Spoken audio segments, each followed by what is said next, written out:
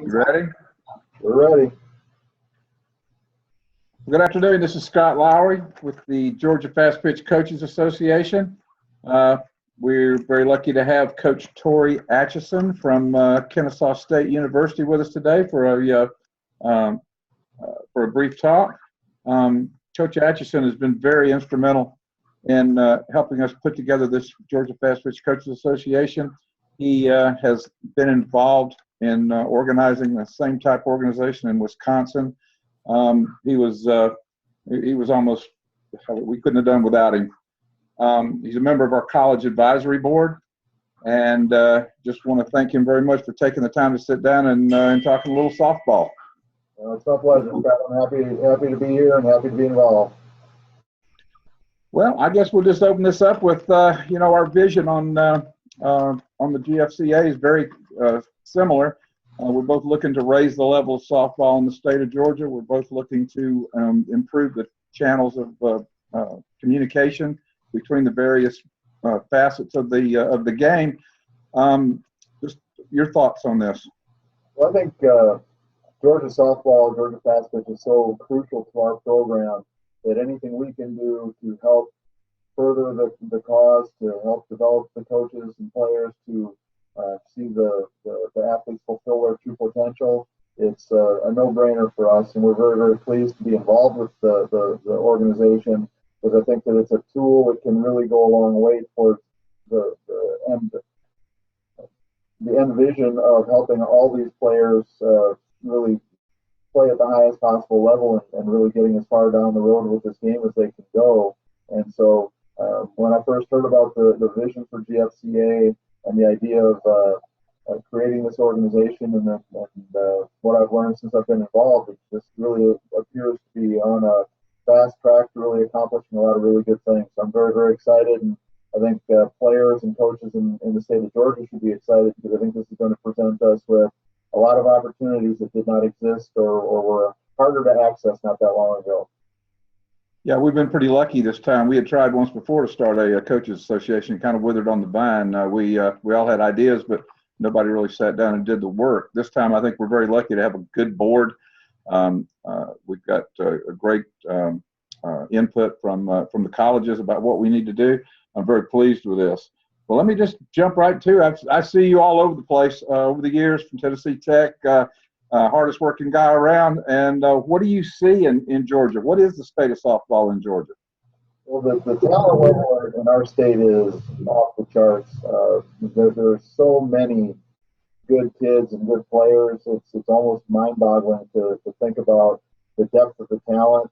And I think that that pool just continues to get deeper and deeper as the game has continued to grow.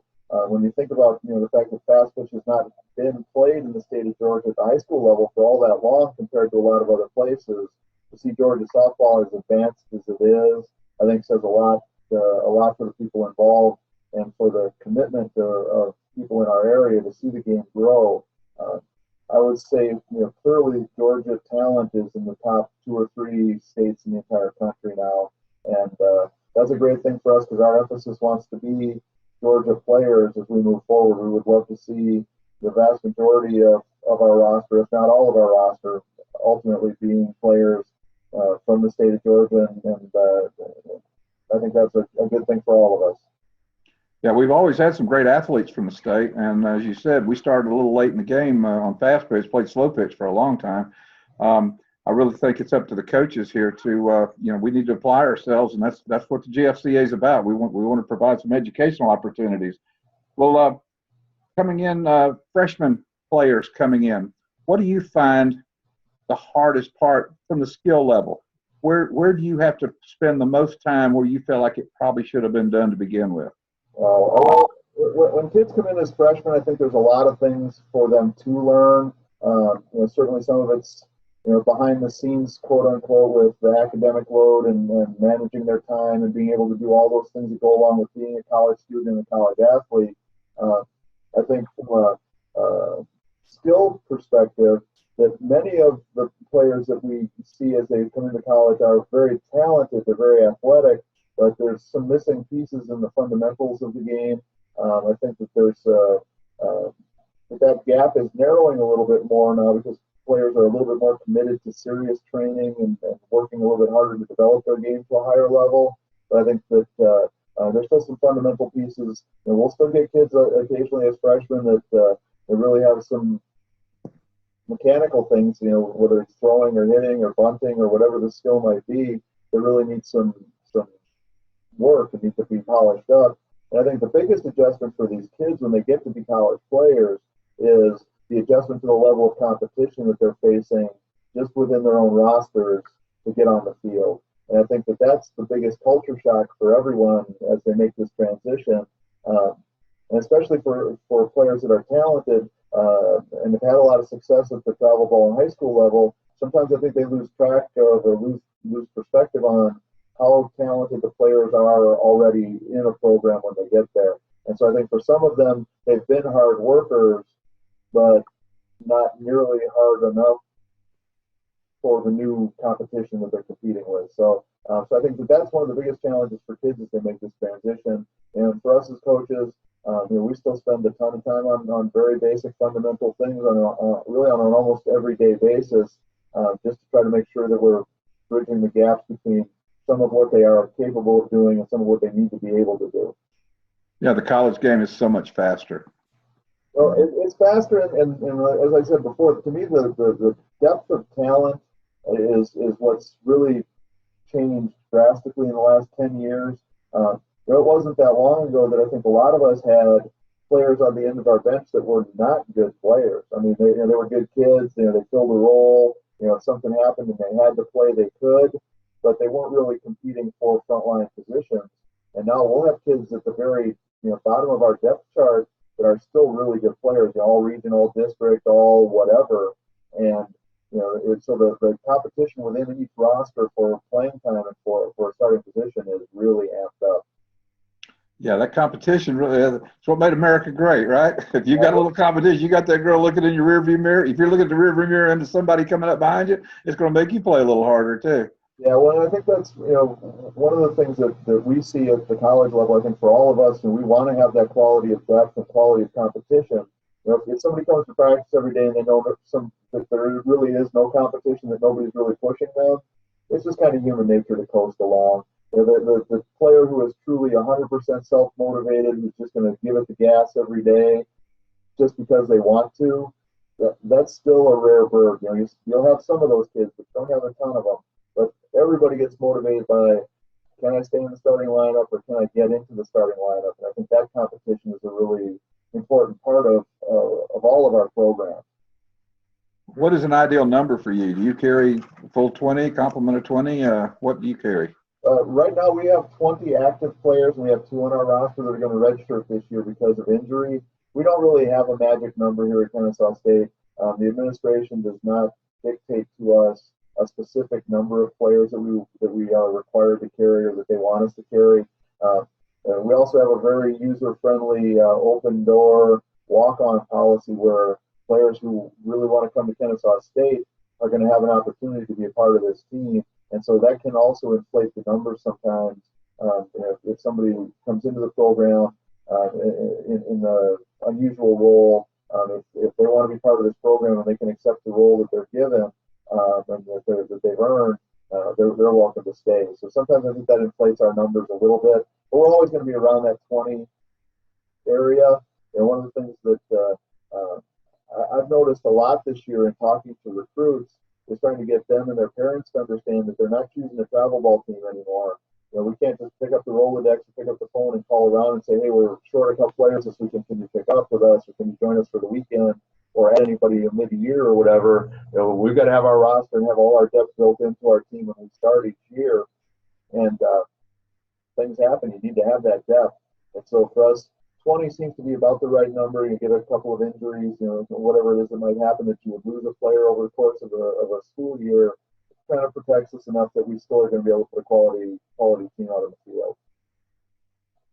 Coach Kincaid made the comment at our meeting where we formed the initial meeting that he gets most of the freshmen coming into his class have some sort of an injury that they have to treat, something that they have to deal with. Do you find that also? Yeah, well, one of the things we talked before about how Georgia softball, Georgia Fastpitch has gotten so good so fast. Part of the reason I think that that's happened is because with the fall high school season and the commitment that everybody's making to travel ball and lessons and all those kinds of things, that we've gotten good fast because we play a lot and we practice a lot and we train a lot, and that's a good thing, except that it leads to an awful lot of overuse injuries. And I wish I could be the bearer of better news, but we don't have a single Georgia player on our roster that's not had to have some type of overuse surgery.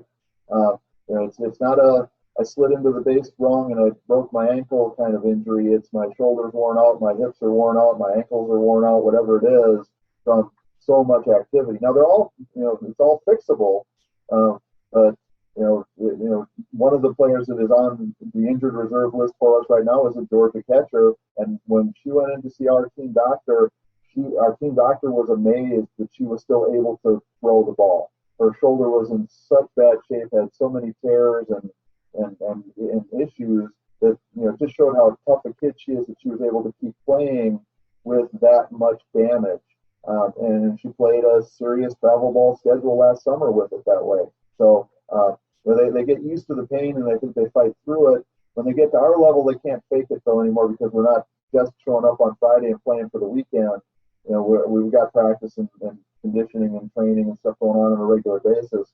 And that's when we really see the overuse because there's not as much downtime, there's not as much off time, and so they don't have, they can't just fake it for 2 days of pain and then take 3 days off to recover and get back to sort of normal. There's no breaks in there. So the overuse is definitely an issue, and I'm hoping that over the course of time that we can come to some better understandings across the line, so that coaches and players have a better feel for what is the right amount and when we're crossing over that line of doing too much.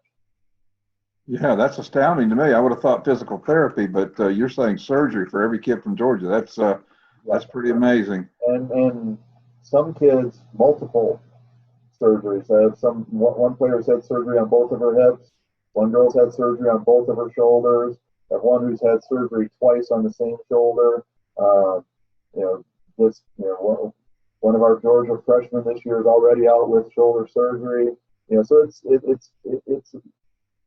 it's consistent enough to know that I think it's a problem that hopefully, over time we'll be able to address and be able to make some progress to help alleviate that moving forward. Because again, it's great to have those really talented players. Now, if we could have them just about as talented and just about as developed without quite as much overuse, I think that's the sweet spot that we're all hoping to find.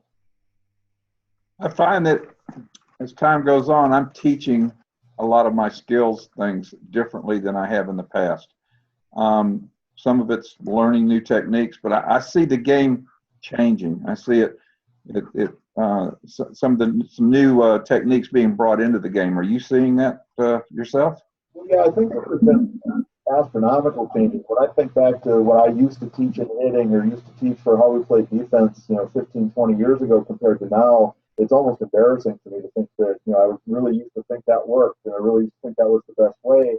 But I think part of it is that for the longest time, a lot of our female players were not as physically developed. They were not as athletically developed. They were not necessarily the best athletes. And so I think we coached a style that helped us try to maximize those kids and help them fulfill their abilities and maybe overcome some shortcomings. And now our game has become so much more athletic. We have so many more really good athletes playing the game that I think it's helped us evolve our teaching style. And when you have kids that are strong enough to do things and able to accomplish some things physically because they're stronger and faster and more athletic, I think that opens a lot of doors for you then to teach to a higher level and maybe teach your skills a little bit differently. And so I think it's just sort of a natural progression. When I first started coaching softball was the game for the 5'2" kid that weighed 102 pounds. And we all had, a majority of our kids were those kinds of kids. Well, now we've all got kids that are 5'7", 5'8", 5'9", 5'10", and athletic is all, as anybody could be. And so that's just obviously allowing us to do a lot more as coaches. So it's it's definitely all part of that natural evolution. Now there's still a place in our game for that 5'2" kid, but it's a 5'2" kid that's still pretty athletic. So so I think it's changed in that regard quite a bit. Well, I guess we could segue into the coaches clinic that we're putting on. You put most of these people together. How are we going to approach that in that clinic? We've got a lot of good subjects that I see, and the people involved. If you go into that just a little bit, I'd appreciate it. Well, I think we've got a great staff of coaches for the coaches clinic, and targeted as much as possible college coaches from across the state. And obviously, for the Georgia Fastpitch Coaches Association, it seems to make the most sense for us to use Georgia college coaches as much as we can. And I think we're blessed that we've got a really strong group of people that are really good teachers, really good instructors, that are on that cutting edge of what's going on. And so I think that really gives us a good pool of people. For the coaches who attend, are coming to the clinic to try to pick up some new ideas. I know for sure that the people that we have speaking are going to be talking about things that are right there on that cutting edge. And I think it's kind of an ironic twist when you think of it, that for most of us, when we coach like we were coached, and we coach pretty much what we were taught. And it's, if you don't expose yourself and have an opportunity to learn and see different things up close and personal, to hear the reasons why these new ideas might be a little bit better, or might be a step in the right direction, we all just stay stuck in that same rut. And I think that it's just human nature. There's a lot of people that are still teaching hitting because that's what worked for them when they played baseball in 1983. And it might have worked great in 1983 for me, but that doesn't necessarily mean that it's the best thing now for kids in 2016. And so, to me, I think that's one of the exciting things about the coaches clinics, is that it gives us an opportunity to hear from people that are working at a really high level and that have some knowledge that's really beneficial. To me, one of the most amazing things about our game is how willing coaches are to share knowledge and share ideas. I don't know if it's true of all sports, but you just don't see people that just, they think they have a secret and they want to keep it to themselves. When you go to the coaches clinic, you're going to hear things from our staff of coaches, the people that are coming in to speak, that are exactly the things they do every day with their players, the things that they are using to build their college programs. And hopefully it'll be the kind of information then that the travel ball and high school coaches can take back and maybe incorporate some of that into what they're doing, maybe help prepare the players a little bit better, or maybe even give them a little bit more success with the teams that they're coaching. So I just think it's a win-win situation for everybody. And I think it's going to be a great day. I'm really excited to see the people that we have together. I know I will be sitting there listening when I'm not speaking, and hoping to steal some really good ideas from some of the other coaches that are going to be there. Yeah, I know. I tell my girls at practice, if you're not uncomfortable in practice, you're not trying. You're not attempting to do the things that we're asking you to do, because it's not always comfortable in the beginning. And I think coaching is about the same way. You've got to listen to these ideas, digest them, and apply them as they apply to your team. And some things don't work. I have tried things over the years that didn't fit my team or my personality. But overall, if we're not trying, we're not a little bit uncomfortable, we're probably not really attempting to do the thing right.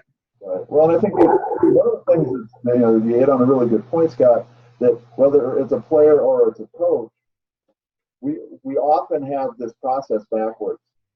We don't understand that practice is where we're supposed to make a lot of mistakes and to experiment with a lot of things, to be really uncomfortable. And so we run through practices. A lot of times as coaches, we make this mistake. We set up practices that are nothing but feel good, nothing but making the kids feel good about themselves, nothing but letting them be really confident. And there's a time and a place for that. But if that's all we do, then what we find out is that when we learn the hard lessons, when we really embarrass ourselves, is on Saturday or Sunday in the big tournament game or the state championship game. And I think we get that backwards, and we want our kids to make tons of mistakes in practice and to really push themselves outside that comfort zone And so for us as coaches, sometimes it's hard because you want to watch practice and just see how great your team is. You want to just enjoy how much fun it is to watch them because they're so good. And then all of a sudden on Sunday in the tournament championship, you figure out, well, wait a second, we're really not so good at that. Well, I'd rather have us embarrass ourselves in front of 20 of our best friends at practice instead of in front of a couple hundred people at the ballpark on the weekend. And so that being uncomfortable thing, I think, is a great analogy. And we spend a lot of time trying to get our players to buy into that. And I talk about that when I talk to kids at camps or coaches clinics too. I think sometimes we've got to be willing to be uncomfortable. It's okay to walk away from practicing, and man, we really got to work on that. I think that's better than walking away from practicing. Wow, hey, we're really pretty good. So I think that's just one of those challenges for us because it goes against human nature. We all want to walk away happy every day. So we gotta beat that one back a little bit. Yeah, everybody's not going to be running 4 or 5 seconds to first base. You've got to prepare for the unusual plays. Going into over the last few years, you have the early verbals, showcases, these showcases where we take one player and allow them to show off for 6 or 7 college coaches. Obviously these things are necessary. I see them as becoming so prevalent that it's creating a very selfish environment, a selfish culture in softball. And I don't know that these parents, especially parents coming through for the first time, are really realizing that there is a little more time than freaking out when your 12-year-old doesn't know what college she's going to yet. What have you seen? Well, the whole recruiting process has gotten much more complicated, and I wish I could sit here and tell you that I've got all the answers, because I certainly don't. And I think what all of us are trying to do is figure out the best way we can to make the best decisions we can for our programs and for the kids that we're recruiting. And there's many different layers about how that needs to happen. And I think that all the things that you mentioned are all different pieces of the puzzle, but I think sometimes there's a big misunderstanding about what part of the puzzle is the most important. And I think that that there's a lot of ways for a player to get to the point where they get noticed by a college coach and ultimately might get recruited by a college coach.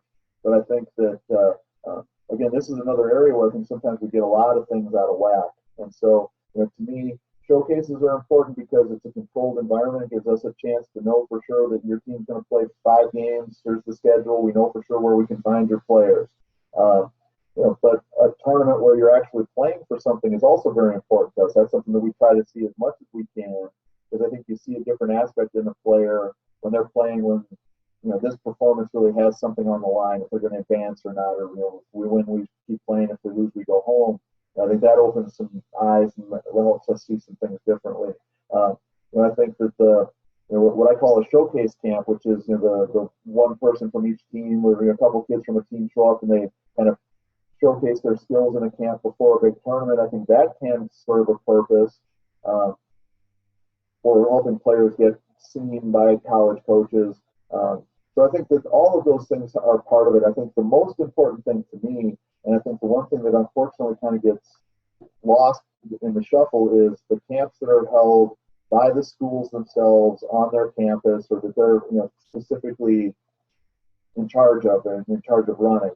I think that for players that know they've got an interest in a school, that becomes a high priority. One of the messages I've been trying to deliver to some kids this year is, if you know for sure that a school is your first choice, no matter what, you have to keep working on it until the absolute last minute. If somebody really wants to come to Kennesaw State, even though they might think we're done with a class or done with a certain recruiting class, that doesn't mean that we are. The analogy I use all the time now is it's like that circus act. The guy who spins the plates on the stick, and he keeps running around. He's got 10 or 12 plates all spinning all at the same time. Well, for us, most days we've got 40 or 50 or 60 plates all spinning at the same time, because we've got our current roster, we've got the kids that we've signed, we've got the kids that are committed, we've got kids that are thinking about walking on, and any time one of those plates falls, you want to be that player that we think of, that's the next plate, grab her and start, grab it and start spinning it. And I think what is unfortunate is a lot of kids close that door too quickly. They give up on a school because at some point in the process, they've decided that that school really doesn't need me or really doesn't want me.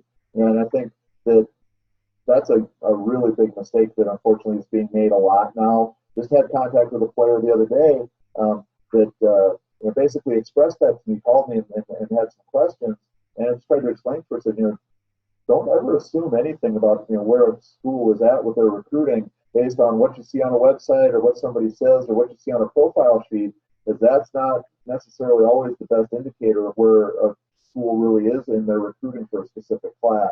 So the on-campus camps are a must.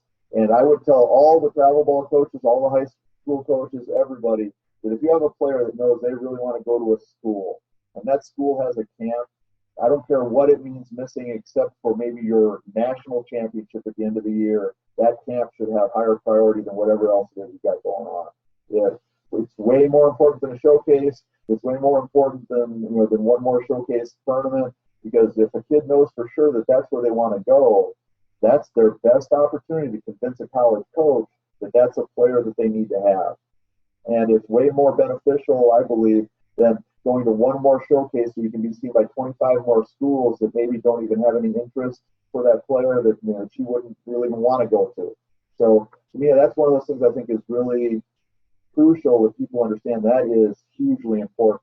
We had our fall camp in November, and it was well attended, but we started using that weekend because it was traditionally a weekend that did not have a lot of fall season stuff going on.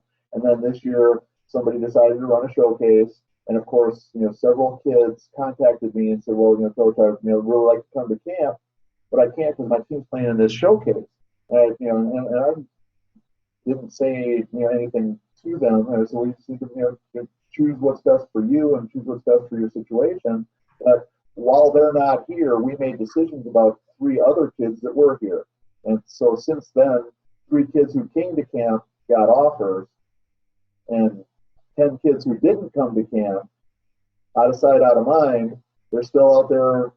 Now, would they have gotten those 3 offers? I don't know, but they're all kids that are in that same mix where it's time for us to start to make some decisions about who's going to be the top of the wish list for us. So on-campus camps that are affiliated specifically with the coaches that you want to be seen by and work with, that's to me a high priority. So and I would tell kids and families that panicking, I understand where it comes from, but don't give up. Never give up on a school that you really like.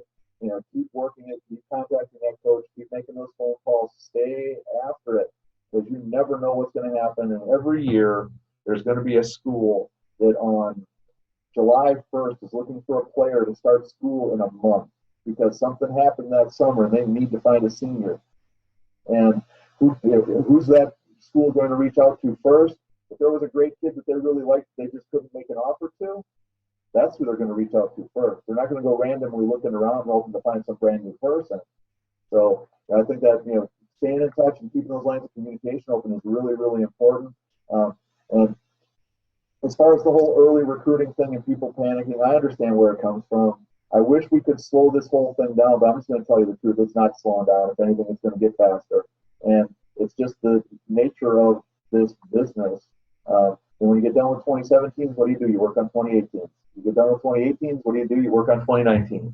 And for some of those schools, they're way out there. And that's just, I don't have the answer to fix that issue, but I would tell people I think that there's a way for us to work through the early commitment, early recruiting process and have it still have a high likelihood of working out. So I think that there's a way for us to make it work. We just need to think about it a little bit. And I think we've stumbled on something that I think will work for early recruiting, but I don't know that it's for everybody. Yeah, one of the other aspects of trying to get yourself seen, DVDs or a YouTube video. Which would you prefer? And I think 2 minutes probably is the max. You don't really need a 5 minute with music unless you're a pitcher. Yeah, no. Even if you're a pitcher, you don't need 5 minutes. And the reason it's important that kids understand a video is a must. YouTube is the easiest way to do it because you can attach that right to every email you send. You need to update your video periodically, sending me a video of you from 18 months ago is not as useful as one from, last month. So I think sometimes, kids, they make that video and then they think, well, okay, this is my video, and they just keep sending the same thing. But as they evolve, as they change, as they grow, they need to keep updating that video. But it does not need to be high tech. One of the biggest mistakes that people make now, I believe, is they get all wrapped up in the quality of the video. It's got to have special effects. It's got to have, subtitles. It's got to have music. It's got to have all that stuff. And that is so not true. I don't even know if I have the words to express it. We're there when I look at a video, I want to see a good player, not a great video. And a great video isn't going to hide an average player. And so, and I always laugh when I get them because, it'll start off with the company that produced it. Like, that's the most important thing. So if they've already wasted 15 or 20 or 30 seconds, which might already have gotten us off track. And then we'll start off with the introduction, which is nice. I like a player to have a little, 15, 20-second introduction. Hi, my name's Sally Smith. I'm a 2018 graduate from, high school X. I really love this game, and I'm really looking forward to, getting to know you and your school better, something like that. And then, boom, then we should go right into skills. We don't need a special effect. It then goes to hitting. And I'm pretty sure if you're walking up to the plate with a bat in your hand, you're going to hit or bunt. You don't need to have that same special effect again, then go to fielding. You got a glove on your hand. We'll all figure out that you're going to field. And every time you add one of those things in, that's wasted time. And we don't want to spend that much time. I told somebody this the other day, and they were shocked. Last week before the Legacy tournament, which was a big event, I was getting about 200 emails every single day. And not just the same kids over and over again. There were some of those, but a lot of them were brand new kids that wanted us to come and watch them during that tournament. So, in a week, I've got 1,000 new emails and 1,000 new videos. Well, every one of those, if I waste 3 minutes watching special effects and the company's information, that's a lot of wasted time. And so, everybody's got a smartphone, and everybody's phone has high enough quality video that you can make a great skills video. We want skills first, and 5 or 6 swings, 5 or 6 ground balls. If it's a pitch or 2 or 3 of each pitch, once home to first, and that's going to be enough to pique our interest and get us to come out and watch. If somebody's an infielder who plays all 3 or 4 positions, they don't need ground balls at third, and then ground balls at short, and then ground balls at second, and ground balls at first. That's just overkill. It's just redundant. An outfielder doesn't need to go to all 3 positions to throw home. Those kinds of things. We don't need 25 bunts and then 50 swings. It's too much. 5 or 6 swings, 5 or 6 plays, and that's plenty. The best videos I see typically are about 2 minutes long, and it's boom, boom, boom, boom, boom. And my preference is hitting always goes first, because the golden rule of if you can hit, you're going to get on the field is absolutely true. And a kid who can hit, even if there's other weaknesses in their game, is still going to have a high probability of having a chance to play college softball. A great fielder who doesn't hit a lick has got to be a really amazing fielder. And so for us, watching how somebody swings the bat, what kind of hitter and what potential they have to become a great college hitter, that's going to be number one for us. So, but the videos are an absolute must. And the other thing, while we're talking about how to get our interest, one of the things that I've really been harping on this year is honest information. The big one that we all laugh at now, because we get at least 10 or 15 emails a week with somebody talking about their 2.6 home to first. And I understand, they don't know any better. Somebody's told them that. Somebody's timed them and said, well, you're 2.6. Well, it might have been one time one person said 2.6, and that's because they made a mistake on the watch. But the reality of it is there are very, very few players that have that kind of speed. I think I've got 2 really, really fast kids on my team right now, and the fastest we've ever had either one of them in a real 20-yard sprint is 3.1 seconds. Yeah, yeah. Be honest and put the information in the body of the email they send you, not on the video. You're not going to go back and refer to the video. You need the information from their email. And when somebody says I'm 2.6 home to first or something like that, it really does cast a huge shadow over the credibility of everything else they say. You know, a female who's 2.6 home to first, if you extrapolate that out to 100 yards, is fast enough to be on the Olympic team. And I don't mean Olympic softball team, I mean Olympic track team. Yeah. No, it doesn't mean they're not fast. They're fast, and their speed game is a big part of what they do. It's a great thing. But have somebody who really knows what they're doing, really put you on a legitimate watch. And if you tell me you're 2.9, but you still stole 60 bases, I'm going to know that you're really 2.9 because 60. Our kids who are stealing a lot of bases, home to first, slapping technique are 2.9-ish. Yeah. Standing starts, third 20-yard sprint, they're 3.1, 3.2, and they're fast. Well, I think 2.6. I mean, I've never seen a woman faster, that much faster on the softball field. Now, when I watch the Olympics from Rio this summer, and they got the 100-meter dash on, that'll be a different story. But let's just be realistic about it. And if somebody's told you something like that, we just need to get a little reality check. Talk to somebody else and ask the college coach. For us, we don't start to watch until contact is made, and we stop to watch as soon as they touch first base. There you go. Logical, but there's an awful lot of itchy stopwatch thumbs out there. And again, it's human nature. Most people want to make the kids feel good. Well, if you exaggerate a little bit, if you help them a little bit, if you're a little bit friendly when you start and stop to watch. I mean, a kid who walks out of there, they're going to brag for a month. Oh, I set my new personal record. I was 2.7 home to first. That's the fastest I've ever run. Well, are you really that fast? So the same thing's true academically. If somebody's a 3.9 student, make sure that we're talking about, is that 3.9 because you're really good in gym class and welding and those kinds of classes, or are you really 3.9 in chemistry and algebra and history and English? So if there's a discrepancy there, if somebody's an average student in the core courses but has a pretty high GPA because they're good in some of the elective things, be honest about that too, because all that stuff eventually is going to get found out. And one of the things I tell people all the time, getting recruited is not like selling a used car.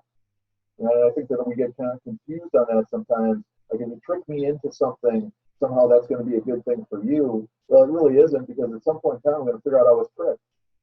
And then, then we got a real problem. So we just want people to just, be as realistic and honest about it as they can be. And then the flip side of that, we want them to be realistic and honest with themselves about where they fit in, so that they are, targeting schools that really match up with what they want to accomplish as a student and as a player. Yeah, and be very honest about your academics and work hard on them, because that's where that July senior needs to be picked up on your teams, because somebody couldn't get into class. They can't get into school. They are not any good to you. Yeah, and that's that's one of those things that happens. When we see people out on the road at the last minute scrambling around, it's grades or something, that has them looking for a player that they've got an immediate need, and but that should give people hope. There's no reason in the world for people to panic just because they looked on a website and some other kid in their class is already committed. That doesn't mean that the doors are closing or that there are no more opportunities. I think there's always opportunity, but the people who work the hardest at keeping those doors open, even if it's just a crack, so maybe they can sneak back in that through that doorway at some point in time. Those are the people that are going to have the most success. The people that look at a website and go, well, they signed a 2017 pitcher, they certainly don't need me. Those kids are setting themselves up for an awful lot of misinformation. Well, how about off the field? Are you watching the girls during the showcase? Do you watch them warm up? Do you sometimes get more information from a warm up than you do from the game? How they interact with their parents? Yeah, we watch everything. It's kind of funny, especially when it's a player that has really piqued our interest and we know we're interested in. We're going to watch warm-ups. We're going to watch them in the parking lot. We're going to watch them dragging their bag in from the parking lot. We're going to see how they react and interact with their parents. We're going to watch everything. There have been times that I've sat and made sure I positioned myself at a game so I could see into the dugout. not because I wanted anything other than to be able to see how she would react if she had a strikeout or if she had a bad inning or made a bad play. Is this the kid who goes stomping into the dugout, throwing a fit and kicking buckets and throwing stuff around, or is this a kid that grabs her bootstraps and gets right back at it? And so that's part of it. Yes, we pay attention to parents. We pay attention to social media. We pay attention to parents' social media. The my coach is an idiot stuff. So Sally on my team is a whatever stuff that we see is a definite red flag. It's a huge character problem. And at the end of the day, now one of the things that has really allowed us to pay attention to all those things is there's a lot of good players. And if we can have a great kid who's a great player, who's got great work ethic and great character, obviously that's a no-brainer for us. That's what we want. And so we're going to pay a lot of attention to the character issue, and I think all coaches do. I've seen big-time coaches walk away from big-time recruits because they've seen them disrespect their parents or something like that at a ballpark. And so, how a person carries himself, how a player acts around the ballpark, how they interact with their family, that's all part of the equation. I've developed a list. I call it the 14 Commandments. It started off, it was only 10, but it's up to 14 things that I see kids or their families do every weekend to get them crossed off the list. And it's some of it's such common sense that you would think that people would know better, but it's kind of shocking to me to see some of the things that we still see. When I do camp, every camp I do, I ask every single kid, who wants to be a college softball player, and it doesn't matter whether it's 10 kids or 410 kids. Every single arm gets raised. But the thing that is shocking to me is how many of them don't or won't do the kinds of things that they have to do to actually have a chance to get recruited. They won't do the things that make them stand out, and that's an unfortunate thing because there's a lot of people spending a lot of time and money and effort trying to find a college program that are just shooting themselves in the foot because they act badly towards their coach, or they tweet a mean tweet or whatever it is, and it's unfortunate. Absolutely. Well, Coach, you're just getting started, right? Getting the team together for the spring. Yeah, we've had a couple of days of individuals here since we started practice or started school on Monday, but we start full tilt tomorrow. Of course, tomorrow's going to be a rainy day, so it's just the good Lord testing our patience as always this time of year. But we'll be going hard at it. We start games February 12th. We've got a ton of games at home early in the year this year, so we're excited about having an opportunity to play at home and get our kids acclimated to the season on our home field. So it's exciting. I think we've got a really talented bunch. We have had those two injuries, which have set us back a little bit from where I thought we were at the end of the fall season. But that's just one of those things. This sport is hard on the body, and it's one of those sports that's always going to have some injury issues attached to it. So we try not to spend too much time worrying about what might have, could have, would have, should have been. We're just going to work really hard with the kids that are healthy now and do everything we can to get the ones that are hurt back and healthy as soon as possible for both of them. It won't be this year. They're both going to end up with redshirt years this year because of their injuries. But they'll be back, and they'll be back better than ever. So when do you open up at home? February 12th is our first game, and we're home those first 3 weekends. We've got tournaments all 3 weekends, and anybody that's interested, just go to KSUowls.com. The website's got all the information, does a great job of keeping things updated. So the people that are interested and want to see some good softball, this is a great opportunity to do that. And then also we will be hosting both Georgia State and Georgia Tech here this year. So for somebody that's local or local-ish that's interested in any of those schools, it's kind of a chance for you to see us go head to head and see how everybody compares, how everybody stacks up. But I think we've got a really strong schedule. We're playing Georgia in Athens this year. So obviously we're going to try to keep challenging our players to play as strong a schedule as possible. And I think they'll respond to it. I think it's going to be a great year for Kennesaw State. Absolutely, Coach. Well, I certainly appreciate the time. Your help on the GFCA has been, I can't even tell you how much it's meant to me. how much I appreciate the help of the other colleges from this state. It's amazing to me, and you mentioned it before, that how you guys work together. There's no secrets. It's not a big CIA cloak and dagger thing going on. You guys really are making your team better and making the sport better. And I honestly appreciate it very much. I'm looking forward to probably seeing you tomorrow at the Dugout Club and then the clinic for the GFCA on the 30th. Sounds good. Well, I appreciate it, and I'm very happy to be involved, and very much looking forward to the clinic on the 30th. It's going to be a great day, and strongly encourage everybody to come out. I think if you miss this, you're gonna wish you would have been there. Well, it's over 100, Coach, already. So that's great. We're going to have a full house. I appreciate it. Well, it's my pleasure, Scott. I'm happy to be involved. All right. Thank you, Coach. You're welcome. Good luck this year.